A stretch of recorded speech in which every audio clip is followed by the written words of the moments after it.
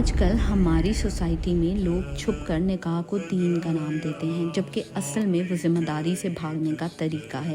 اسلام میں نکاح ایک اوپن اور رسپانسبل کانٹریکٹ ہے، جس میں ٹرانسپیرنسی از دا کور ریکوائرمنٹ۔ اسلام سیکرٹ ریلیشن شپس کو نہیں، پبلک رسپانسبلٹی کو حلال کرتا ہے۔ نکاح کوئی اسکیپ پلان نہیں ہوتا، اور نہ ہی یہ کوئی لوپ ہول ہے تاکہ حرام کو حلال کا نام دے دیا جائے۔ اسلام نے نکاح کو اناؤنس کرنے کا حکم دیا، اس لیے نہیں کہ یہ لوگوں کی گاسپ بن سکے، بلکہ اس لیے کہ ظلم، ڈینائل اور مس یوز کو روکا جا سکے۔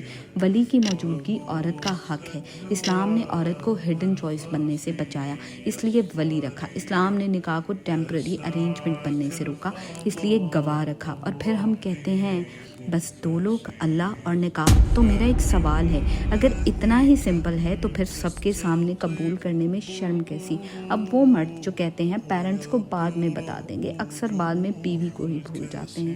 اور اسلام اللہ کے ساتھ ساتھ والدین کی عزت کو بھی ایمان کا حصہ بناتا ہے، اور جس نکاح میں والدین کی عزت انکلوڈ ہو اس میں اسٹیبلٹی زیادہ ہوتی ہے۔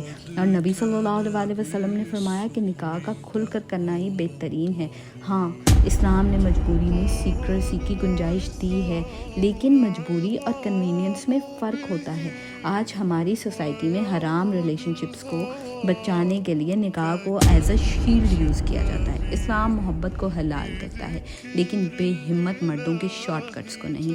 حلال وہ نہیں جو چھپ کر ہو، حلال وہ ہے جو کلیئر ہو، رسپانسبل ہو اور dignified who. Islam doesn't build bonds in shadows, it builds them with right, respect and responsibility۔